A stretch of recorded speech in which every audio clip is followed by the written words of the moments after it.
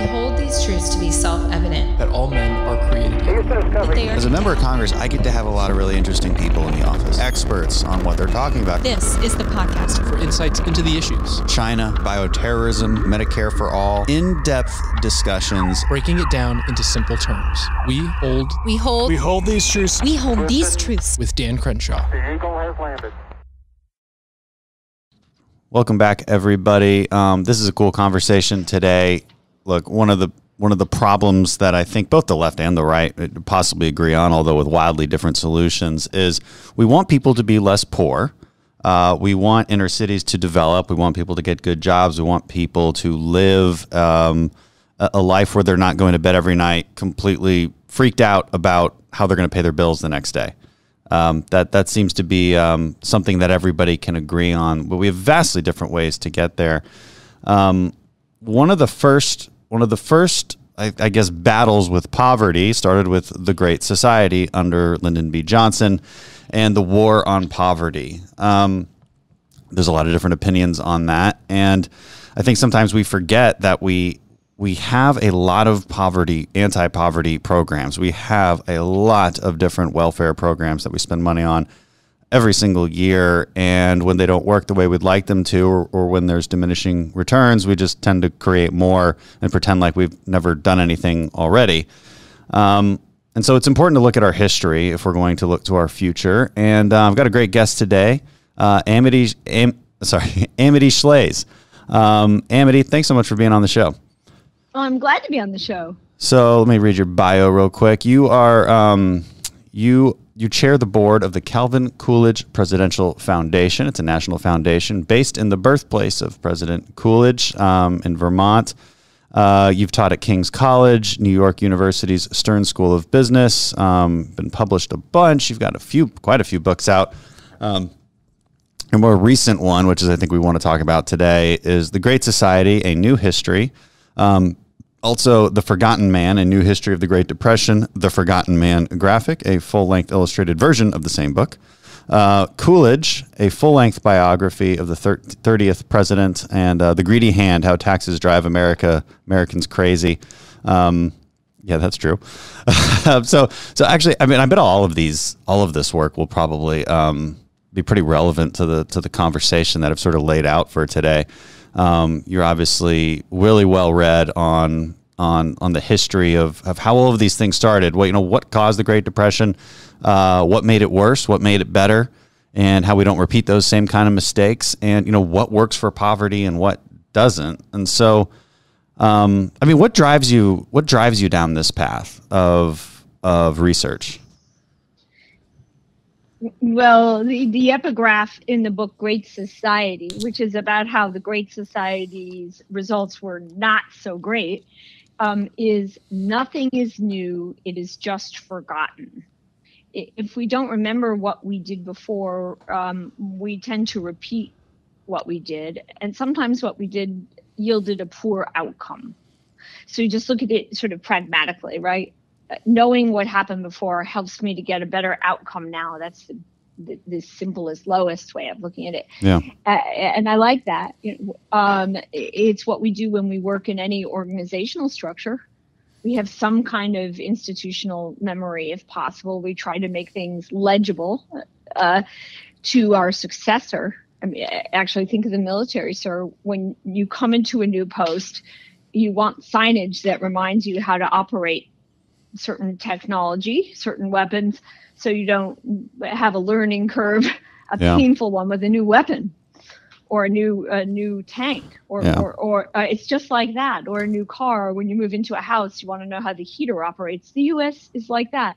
That's a very kind of square business school way of talking about it. I also love American history. America is an exceptional country. America made many, many choices in the past. And if we don't know what those were, we aren't truly anything but fools, are we? Because it's our own identity. So that's a more emotional answer. No, I think that's right. And, in business, you taught at a business school. I've never been to business school, but I did go to the Kennedy School at Harvard. And I think policy instruction would benefit quite a bit from case studies.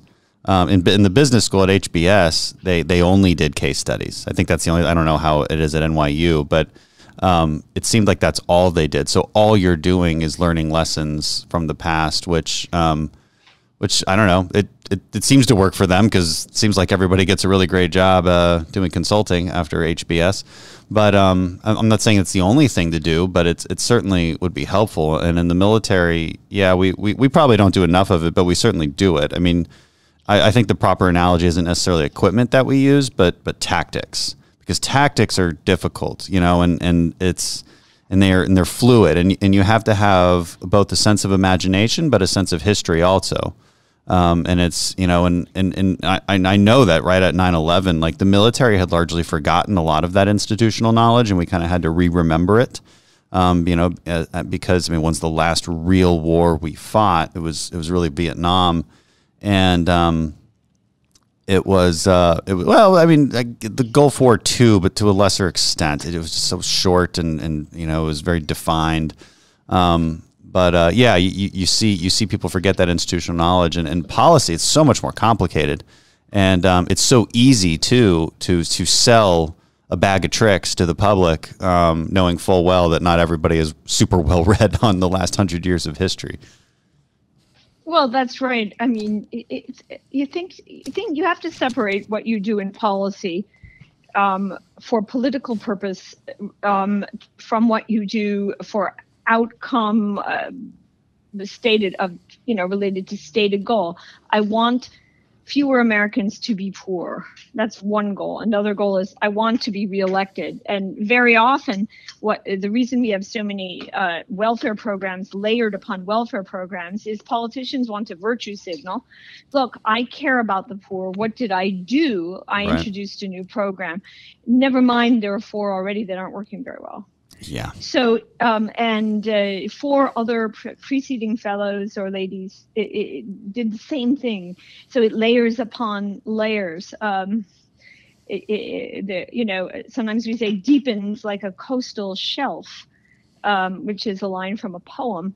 But that's what I always think. And another way to put it is we don't get there. But we do pat ourselves on the back. Maybe the voters pat us on the back as well when we do something, quote unquote. One reason I like Calvin Coolidge was he was basically don't just sit there, do nothing, because he understood that positive action can represent damage. That's often the best course is to restrain from acting. And sometimes the voters will reward you for that. Yeah, sometimes. Sometimes if you explain it them right? Yeah. So that's important too. But the furious impulse to do something, which in our modern life kind of dates back to Theodore Roosevelt. Yeah, I would say, you know, a president, get action. Yeah, he said he was an action guy. That's for sure. Action guy, right? But action guys are heroes. Action guys are also fools. You have to figure out which you want to be, you know, in which instance. So is there any space in American culture for this kind of like, you know, hey, take a step back, think about the repercussions of this action. I'm in politics, and it's more and more difficult, right? Especially now with coronavirus, it's like you can never take enough action, right? Which is why I think universal lockdowns became the go-to a policy measure, even though that's like that should be the last resort, right? There's about 1,000 steps that we skipped between doing nothing and doing everything. But it's like it's you know, I am certainly one of those people in more of the Coolidge mindset that says like you have to take a step back and explain to people the consequences of these actions. But I see how increasingly difficult that is. It's our culture is one that rewards action, and I'm not sure it ever rewards inaction. But I don't know. Well, you know, then comes an external event that changes everything. What we've had so far is no external event. Nothing, there's no signal that we'll get in trouble. I mean, in our current life, if the government spends another $1 trillion for a third stimulus relating to COVID. There's no evidence of that in hour to hour. Look, interest rates are low. They're lower than when my parents bought a house. Mm-hmm. My parents had 2 fewer bedrooms in their house than they might have done because of the 15% interest rate that obtained, and so on. Now I can buy an enormous house. People are begging. Why should I worry about government spending when there appears to be no consequence to it? But eventually, when inflation comes, it comes suddenly and surprisingly, sort of like COVID. Yeah. It changes everything. And when the interest rate goes above 10%, which it can and did, suddenly people are also supportive of cuts. And suddenly restraint looks like action. Yeah. What do I mean by that? I mean, you think of the movie, the movie Quiet? Yes. But you've seen at least the trailers. Okay, everyone had to be quiet because some incredible force would murder you, maybe an extraterrestrial or something. And sound was the criterion by which you guaranteed less risk, So everyone is going, and everyone was very quiet in the Quiet movie. It's about having, keeping quiet. That's the kind of discipline when you get a reality check that says you will be annihilated unless then suddenly there's people have plenty of discipline when it's a survival issue. And that could happen to the United States most dramatically, for example, with a challenge to the dollar, which is far more possible than it might have been 20 years ago due to technology. All of a sudden, if the dollar's challenged or worth nothing, people will look for Calvin Coolidges or restrained leaders. They will. So it's just the current environment doesn't incentivize them to do so. Yeah, that's a hopeful way to look at it. So then you have to be. It's sad, but also then you have to be ready. Yeah. If you, for example, as a politician, say, "I really am for restraint, and one day inflation will come," well, the New York Times might laugh at you. That doesn't matter, and then you'll be Mr. Prophet. Come the day. I mean, I think mentally one should study the virtues of government restraint so that one knows how to operate and restrain come the time. Well, let's study that a little bit, and we can look to history to do that. So, I mean, leading up to the Great Society program, before that came the New Deal, before that came the Great Depression. How did these things influence the thinking of the Great Society and this sort of this bigger government action that is necessary to fight a war on poverty? What do we do? And briefly, what do people get wrong about the Great Depression, about what we did right and what we did wrong?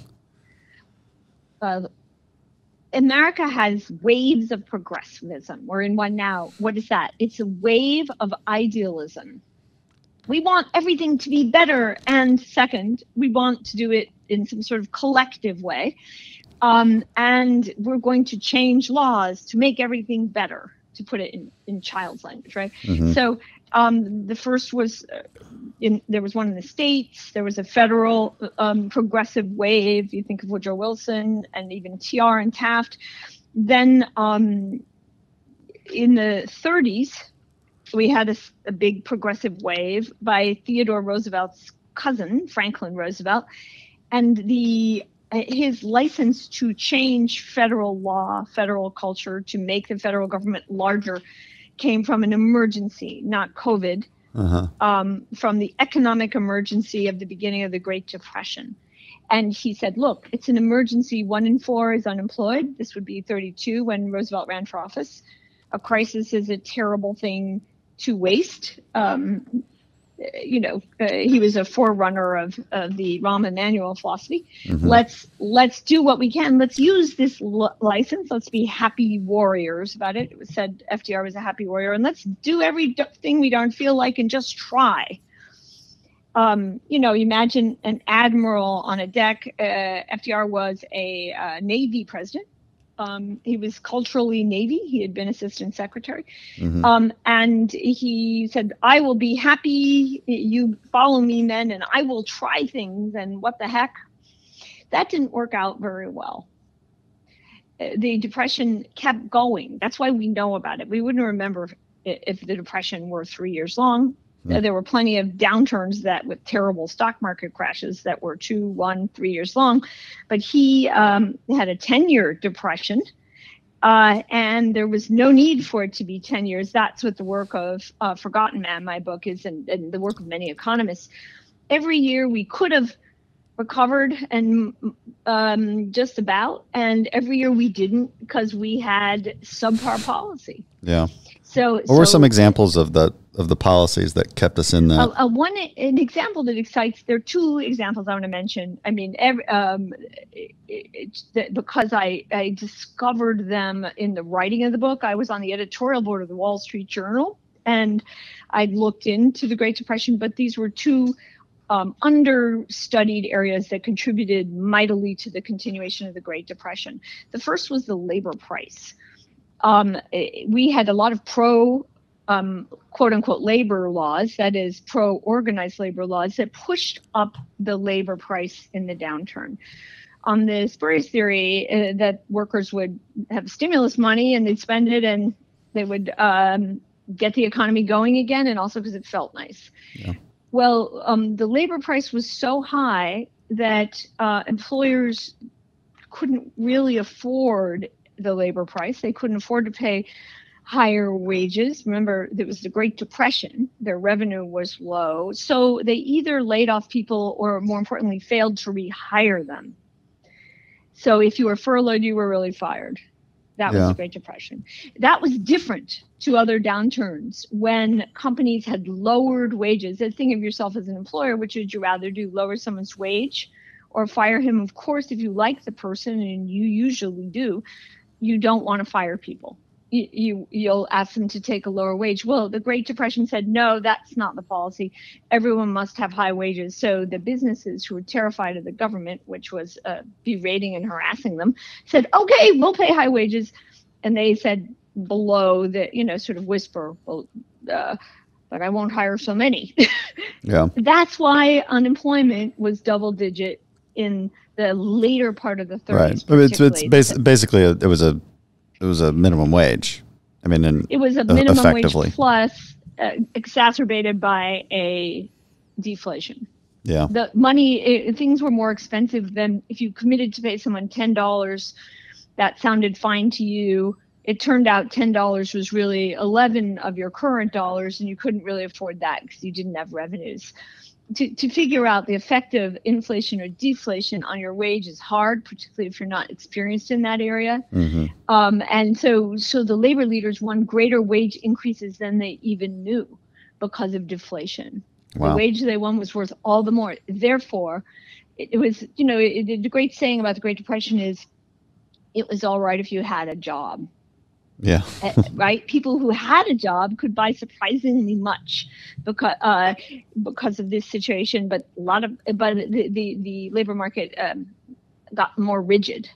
People didn't get hired as much. And that I had never really thought through. There's an incredible vanity in the economics trade about the Great Depression. And they think, in a macro, you could say, well, it would have all worked out. It didn't. And it was just common sense. If you read interviews with employers, you'll see that. Yeah. So that's very important. And then the Great Society in the 60s, that prolonged the Great Depression. And the second thing was the uncertainty of having an unpredictable leader. It wasn't just upside to have a leader who's kind of a cowboy. There was a lot of downside to it too. Yeah. Business was cowering in the corner. He vilified business and it cowered. And there was a quote unquote capital strike. And the uncertainty factor, again, in standard economics is not so much emphasized. I found uncertainty was a huge factor. Yeah, and I think it's hard to measure that, but it's definitely true. Yeah, they said it. So what caused again briefly what caused the Great Depression? Well, every year a different thing. What caused it to start was a world contraction and poor monetary policy by. Sometimes the interest rate was too high. Sometimes it was too low. The interest rate that that made the stock market race up, and people say the crash was a big part of it, was 3 or 4%. Today, we would consider that a regular interest rate. Mm-hmm. So when you say, oh, they had interest rates too low, as teachers often say, you want to remember their too low interest rates were higher than our interest rates. Right. So if their interest rates were too low, how big is our bubble, children? Right. Yeah. So so the logic is a bit strange. And then also a shift in policy that turned anti-business, and that matters in 2020. The Hoover berated business a lot and blamed it for the crash. He blamed markets. Markets were unregulated. There was corruption in the stock market. Recall, there was no SEC or anything at that time. But when you blame markets, markets react by cowering. And that was a problem. Hoover pushed up wages himself through a law called, for example, Davis-Bacon, which has to do with federal contracts and puts upward pressure again on the prevailing wage. He also told businesses not to lay people off and to pay them well. That was the beginning of it. He imposed a tariff that wasn't, people look at the Smoot-Hawley tariff was the name of the tariff. Yeah. People say, oh, that was bad for us. It was really bad for Europe. And we were telling Europe it was supposed to recover and not go fascist. And then we made it impossible for it to recover economically through our Republican stupid tariff policy. So imagine you're talking to a German and he says, I need to sell so and so many automobiles. We make great automobiles in Germany. And you say, we're going to impose higher tariffs on your automobiles. Well, that German goes home and his government collapses. The hallmark of the Weimar Republic was that it collapsed all the time, Weimar, because the U.S., though promising to be friendly through the various plans, is hurting you and your economy and hurting stability in Germany. It's very, very sad to go back and read what might have been in Germany. Had Germany been more stable, it would not have gone Nazi. So, so we didn't really care, both parties. Actually, Roosevelt was a little better on that. I often think the consequence of the Great Depression, the early part, the worst consequence of all was that Europe went fascist and we had to fight World War II. What's interesting is seems like Coolidge and Hoover, both part of the Republican Party, had pretty different philosophies. Coolidge seems to be more close to what I would relate to in the modern Republican Party. The way you're describing Hoover's policies don't seem like Republican policies. Well, Hoover was an enormously, imagine candidates, right? Think of them as candidates. Yeah. Hoover was an enormously competent man. I would compare him, without knowing very well, him to the Romney family. Mm-hmm. George, the dad of Mitt, who was our HUD secretary, for example, and governor of Michigan, and Mitt. These are men who can do anything they want, who are brighter than most people, who can run a consulting firm and be a consulting superstar. In Hoover's case, he was the best paid young man in his generation because he was a geological engineer at a time when we didn't really know how to get oil out of the ground. And then the U.S. made some advances, and he went around the world using U.S. insights into mining or drilling to rationalize mines in Australia, in China, with energy, but also with say commodities, with copper and so on. And he knew he just was the right guy at the right time when he was a young man. He also organized a food rescue in Europe. He fed the starving Belgians. If you go to Hoover Institution, they have a museum of the flour sacks the Belgians embroidered on to thank him for feeding Belgium in the middle of World War I. He was incredibly impressive, and he also was very self-centered. He was used to being the best man in the room, and he loved that to be recognized, and it deserved to be recognized most of the time. Coolidge was, so that's what he took into the presidency, sort of like TR. But Hoover was more of a businessman, right? Yeah. Hoover was a very successful businessman. He understood, by the way, the evil of Soviet communism, because he had a few factories in Soviet Russia that had been there before Soviet Russia that did very delicate, wonderful things relating to ceramic. This is Hoover, that he had invested in or consulted for. And he loved these factories, and he saw the Soviets had scant regard for the quality of the factory. They not only confiscated the factory, that's what communism is, expropriation of your value. They also, which hurt him even more, trashed the factories because they didn't care to learn the little mixtures or whatever. He saw that Russia communist was a great threat to the world, and that's, I'm going to give him that points for that. Coolidge was a restrained guy from a tradition of restraint who had worked within the political party his whole life, was never regarded as the smartest man in the room, was always underrated for what he was because he was so quiet, did not show off, did not write about himself, did not talk a lot. How did he get elected? He got elected because people liked the Republican Party, and he got elected locally. He started in Northampton, Massachusetts, as town councilman, mayor, state rep, state senator, lieutenant governor, governor of Massachusetts, went all the way up.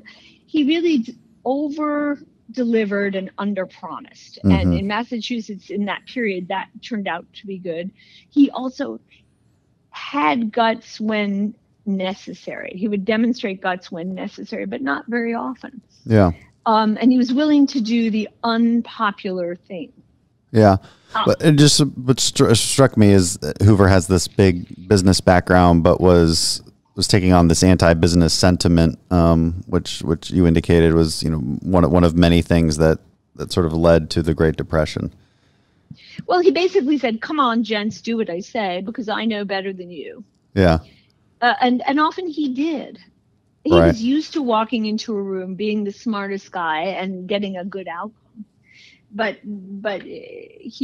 president is not king or even CEO. Yeah, and there's a hubris there of centralized control, which just doesn't work no matter how well you think it's going to work.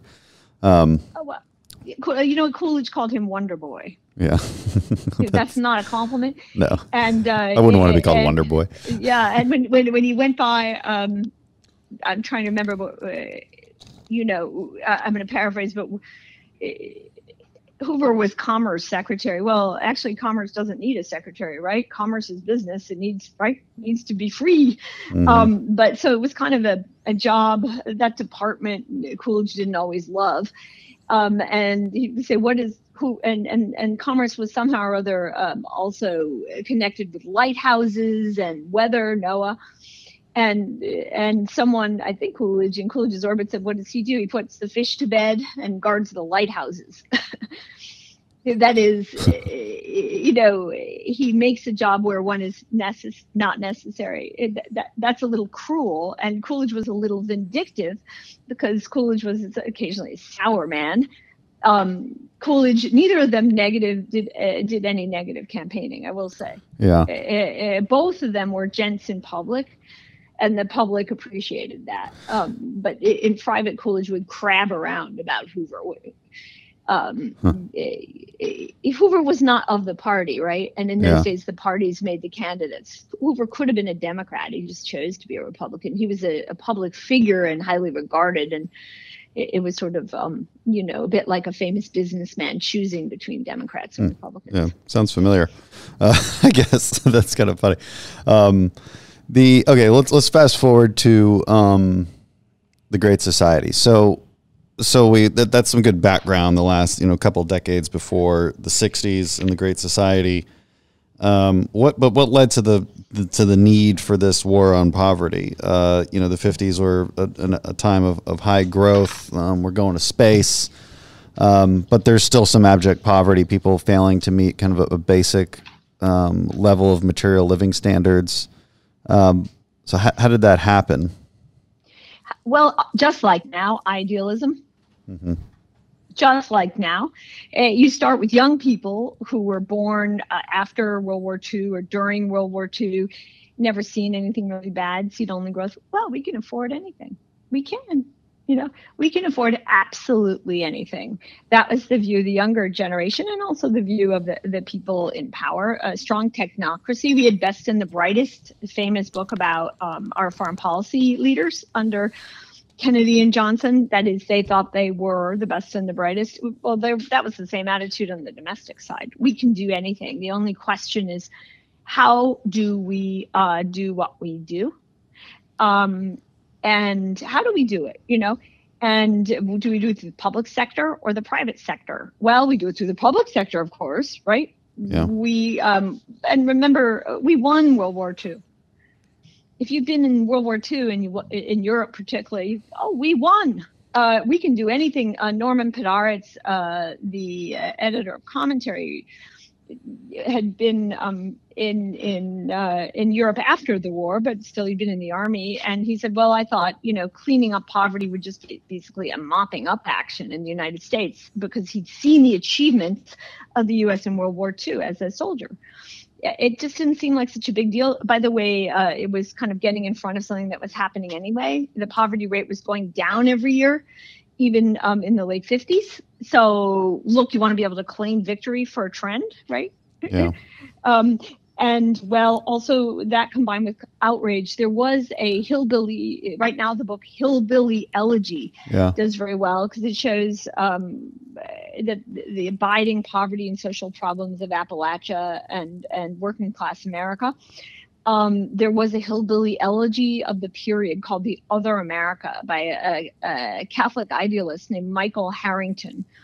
And Harrington went to Appalachia and he wrote a very similar book. These people are really poor and no one knows about them. And it was true. They were really poor and they had terrible problems. So let's do something. Surely we can, was the attitude. Lyndon Johnson was a New Dealer. He worked for Franklin Roosevelt. He led the National Youth Administration as a very young man in Texas. So he said to himself and to others, I will finish what Franklin Roosevelt started. He started the New Deal. I will finish the work with the Great Society and poverty will be cured. C-U-R-E, that is the verb Johnson used. He didn't say reduced. Right. A very ambitious goal. And because we were so wealthy, it seemed just eminently possible. Get to the moon, cure poverty. Okay. So that's how it started. And then how did they come up? What was the poverty rate at that time? Well, it was over 10%. It's over 10% now. That's like basically. So it was between 20 and 10 going down. And they said, well, first of all, remember, numbers change politics. There was no darn poverty metric in the 50s. Yeah. It just didn't exist. If you look at JFK's inaugural address or the economic reports of the president, you don't find the word poverty very often. Yeah. You find opportunity, right? Or you find, but we created a metric. There was a very clever, I think she was in the Labor Department, a lady named Molly Orshansky, who created a poverty metric. Once you have a number, you have to do something about it, right? Yeah. The danger of creating numbers. And of course, it's complicated. I mean, the way we measure it now, I believe it's just based on income, but it's, that doesn't mean poverty. Like a teenager could have a very low income living with his parents and be considered in poverty. A senior citizen who's basically retired but maybe has some income would be considered in poverty, but of course isn't because of maybe savings or Social Security. So it's complicated. Yeah, it's a deeply politicized number. From time to time, I mean, you think of all the benefits. Sometimes they're counted halfway. Sometimes they're not counted. They're competing poverty numbers. I think it was Chapter 9 of the Economic Report of the President under President Trump, led by the economist Kevin Hassett. I'm talking out of turn now because I don't have it in front of me, but I didn't think we discuss it. But it basically says, look, we have vanquished poverty when you count all the benefits. People who want to spend more don't like to count all the benefits because they have a less compelling case to spend a lot on poverty. Right. If poverty is already vanquished, this is a big debate now. But the bottom line was right away, there was also discussion, what makes poverty? Maybe a dad is missing. Maybe our welfare and housing policy tends to ensure a dad is missing from the family picture, well, of course, then we're very poor. And that discussion goes on now, and it went on then. Same thing. So that we just, Great Society piled on a number of programs to address poverty. There was a law called the Economic Opportunity Act, which was for poverty, and there was a poverty czar. That was Sergeant Shriver, the brother-in-law of the late JFK. This was under LBJ. And we were going to fix poverty. It also, I should say, related to a concern over misery and social unrest in cities and riots. So very familiar. Nothing is new, it's just forgotten, right? Yeah. So we want to spend on poverty in cities. Cities was one of the 3 areas where LBJ wanted to work. And why would someone who didn't believe in welfare go along with that? Well, it might prevent riots. Yeah. So that's always a sort of coalition that you get. People who believe in spending on poverty because they believe it will alleviate poverty and change families forever and give them opportunity. And people who believe in spending on poverty so that they would lessen the risk of riots. They regard poverty spending as a lesser evil relative to riots. Do you think Kennedy would have, if he was still president, do you think he would have enacted something like the Great Society? He you look at a lot of his rhetoric on free markets. He enacted tax cuts, pursued free trade policies, and sound budgets. Pro Second Amendment. Like it's hard to see him as a modern day Democrat. Would he have gone this direction? Well, that's a very interesting question. Ira Stoll, Stoll, has a book called JFA Conservative, which I really like and is underrated. Have a look at that. I think even Larry Kudlow wrote about this as well. But all presidents, what are they? They're a collection of impulses. Mm-hmm. And in Kennedy's case, impulses were personified. So Kennedy's progressive impulse was his brother, the Attorney General. Yeah. Robert Kennedy was really pretty progressive and didn't know much about business. Kennedy himself was the more conservative older brother. Sometimes I think I see Coolidge in him because Kennedy was definitely an introvert. He did not derive energy from crowds. Yeah.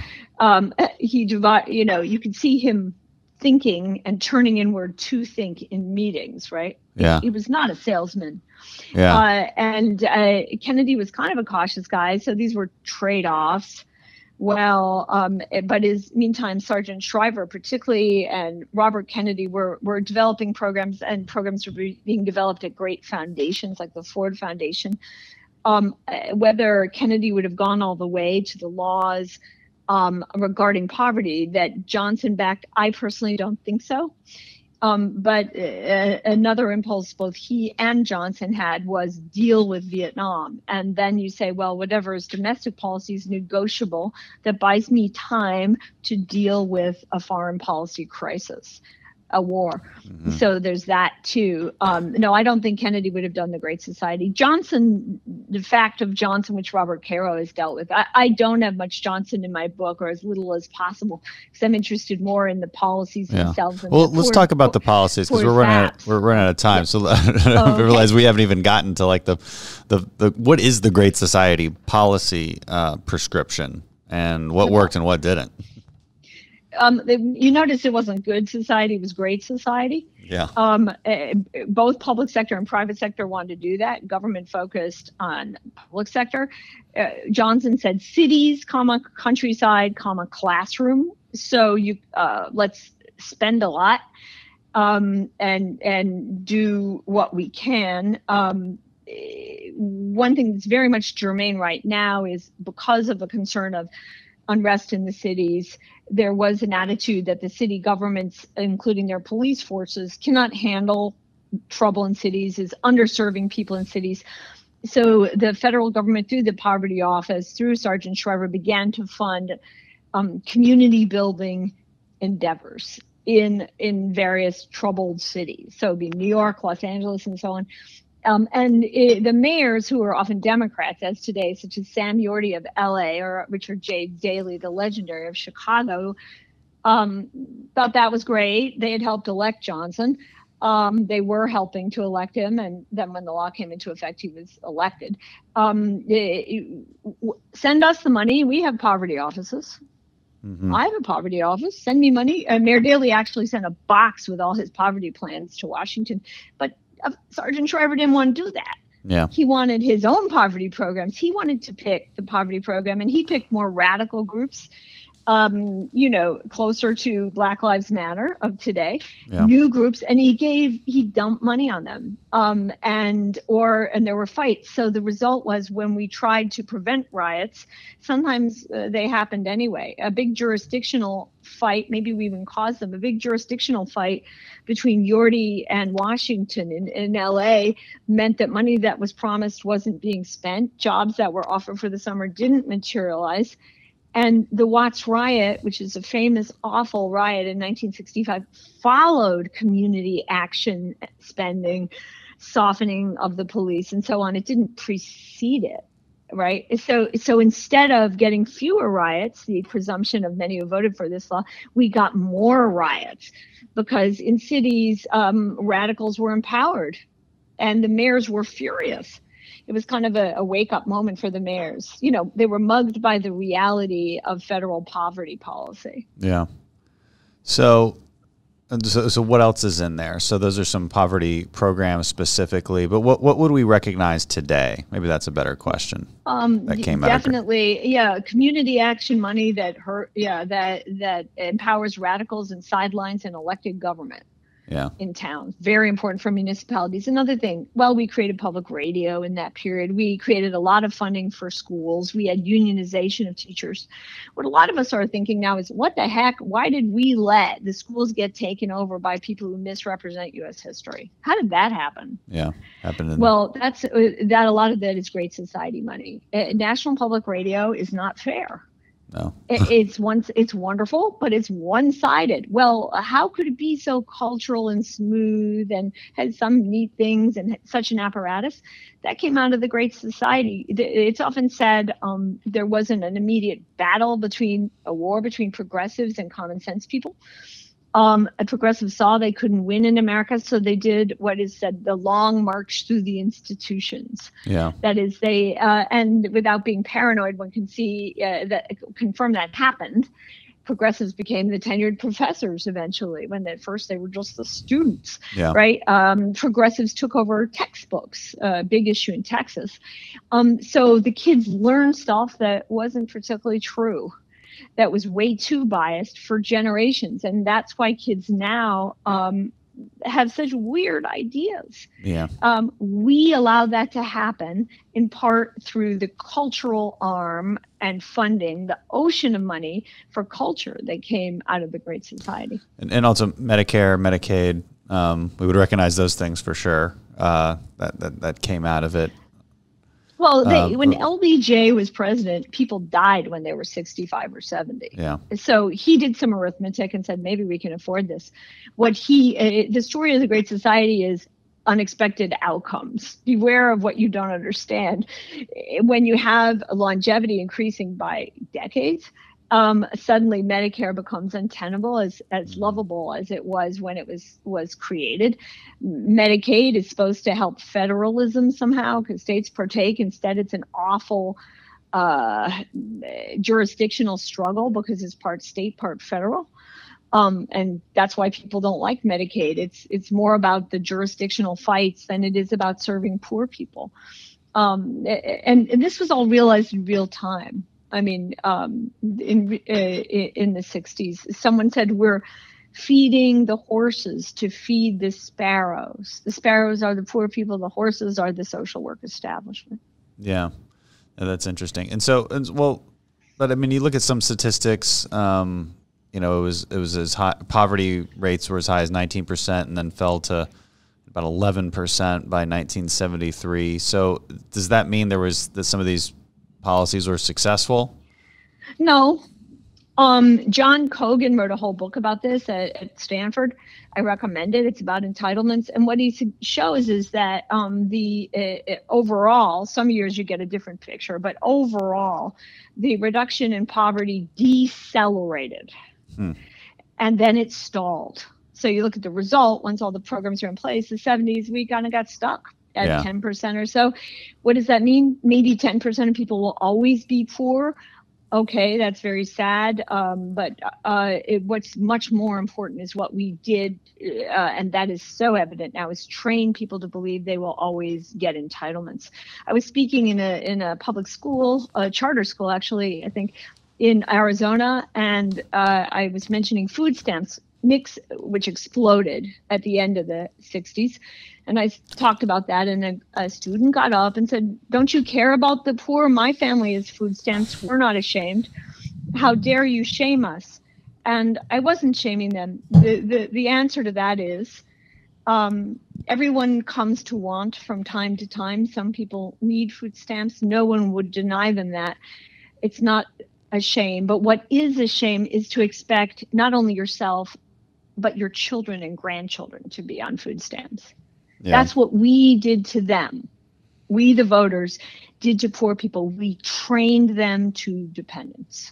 Yeah. And they don't deserve that. They're more talented than that. We trained them to sell dependence rather than look for opportunity. We trained our own children to that. That is a shame. Yeah. And it's wrong. And there was a Black civil rights leader I really came to like named Robert Paris Moses, different from the Bob Moses in New York. He was a math teacher. Then he developed a program called the Algebra Project on the hypothesis that all 13-year-olds should learn algebra and maybe trig, right? And that all can. And the truth is almost everyone can learn algebra. Yeah. They might learn it more slowly than other people. Almost everyone can be okay in trig. Most of us can't do calculus. We pretend to, but we can't. So, we're all closer to being alike than we imagine. I thought that was a great project. He said African Americans will have a better life if they can get a skilled job. This project, the Algebra Project, won a MacArthur grant, a Genius grant. It never went scaled, and I think that's a pity. I liked also about it that it was extremely empirical. You can learn algebra. Let's be sure you do, and let's spend endlessly to be sure you know algebra. Because if you have algebra and you can talk, you can get a job. Well, yeah, that seems about right. I mean, skill sets, education. So what, given the lessons we learned from the Great Society and what didn't work, what does that tell us about programs that would work? Well, it wouldn't even be programs. The book, Great Society, I do cover the private sector. And what I show is the private sector worked even to help poor Americans.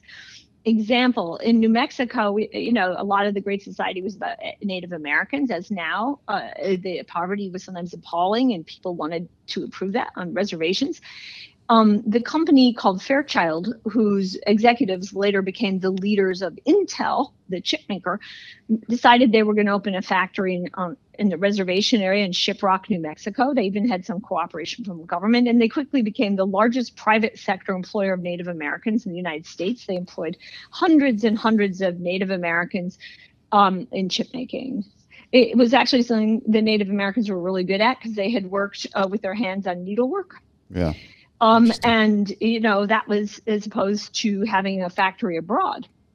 Eventually, the more left, I don't know all about this story, but enough, it's in the book, more left-leaning radicals tried to take over the factory, and the company did what companies always do, which is withdraw and make the chips elsewhere, because companies can't handle big trouble. But the point was the private sector generally comes up with great solutions to help poor people by giving them work and training them. And that contribution, which led to the low unemployment rate we had till January, has been massive. The largest engine in the United States for ending poverty is the private sector. So an appreciation of that is the first step. The best program in the world is the program that gives you a job you can do with opportunity for advancement. And there is opportunity for advancement if you can keep up with the education, and many can. Yeah.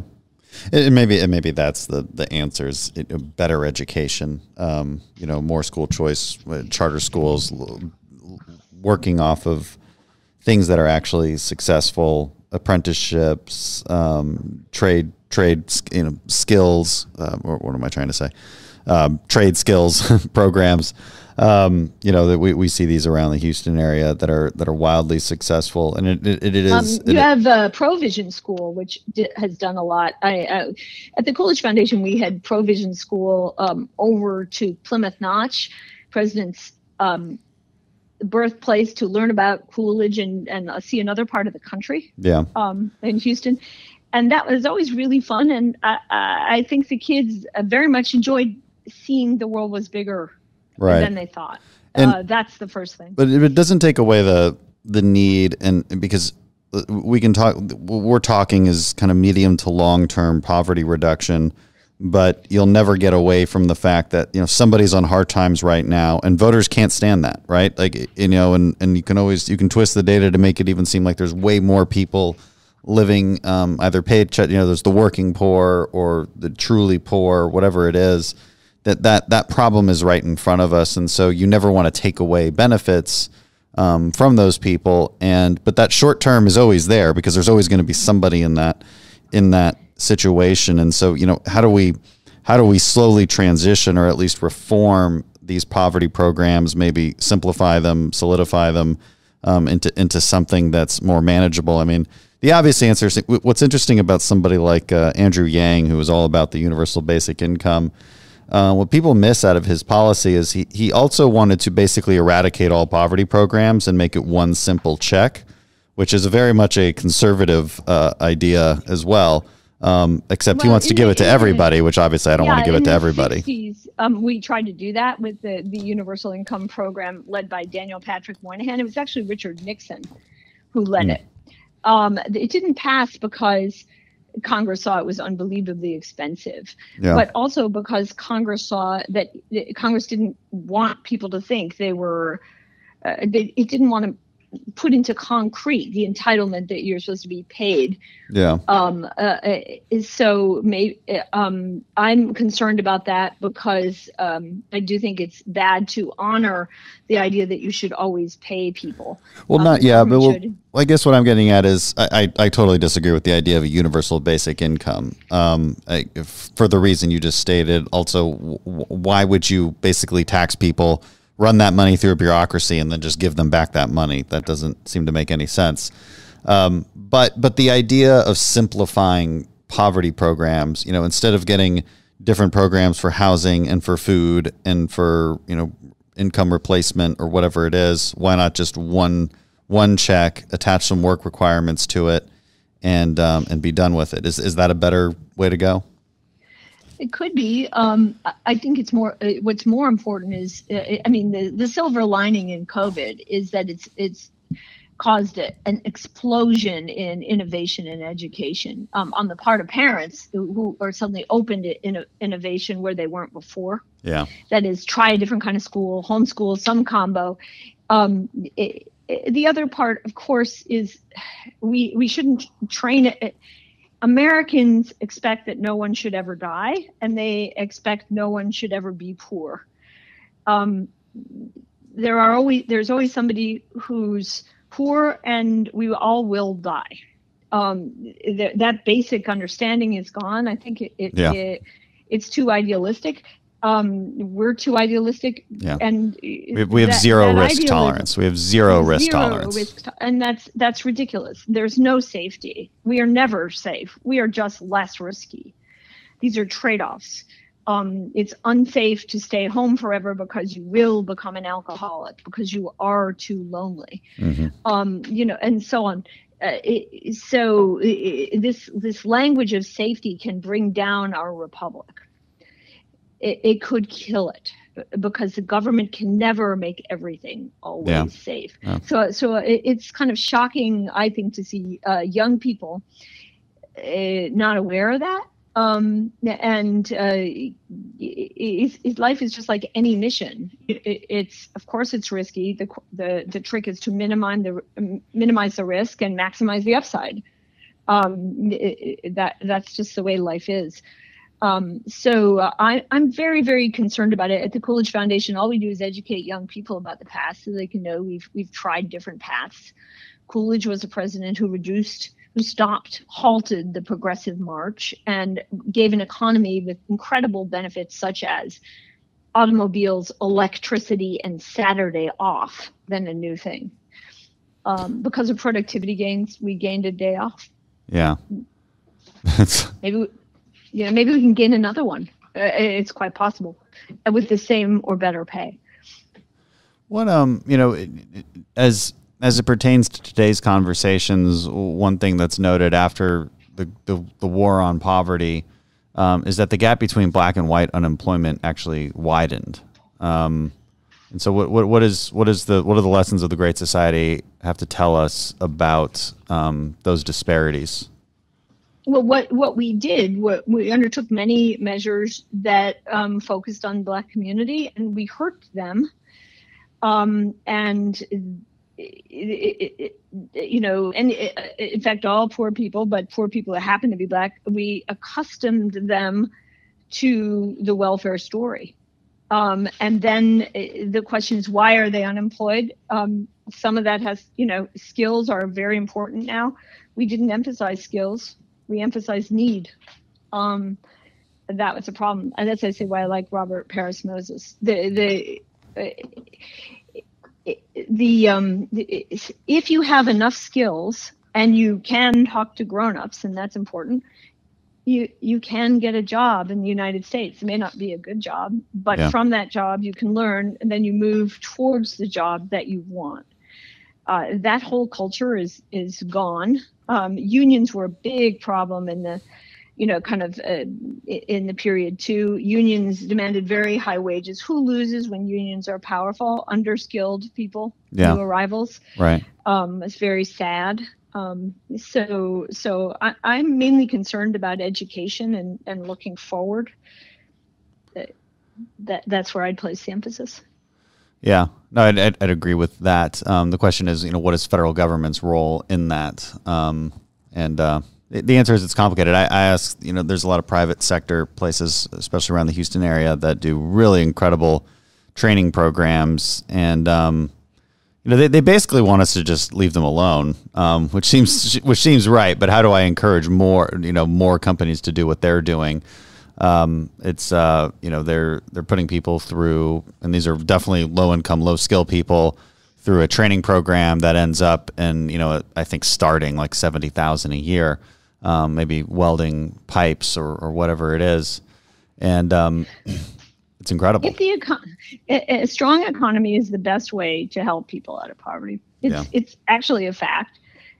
So there we are. That's what concerns me about the politicization of education, the further politicization. If you learn social studies, you're harder often to hire, right? Yeah. If you know accounting, you're pretty easy to hire. That's a skill. So it's a skill. They need it. They don't. There are no devils in this story, and there are no angels. So thank you for this opportunity. Yeah, of course. I know you got to go. So and we could probably talk forever about this stuff. But really appreciate your work, and the book is it's Great Society, a New History. Amity Shlaes. So thank you so much for being on. Oh, thank you so much, sir. All right. Have a great day.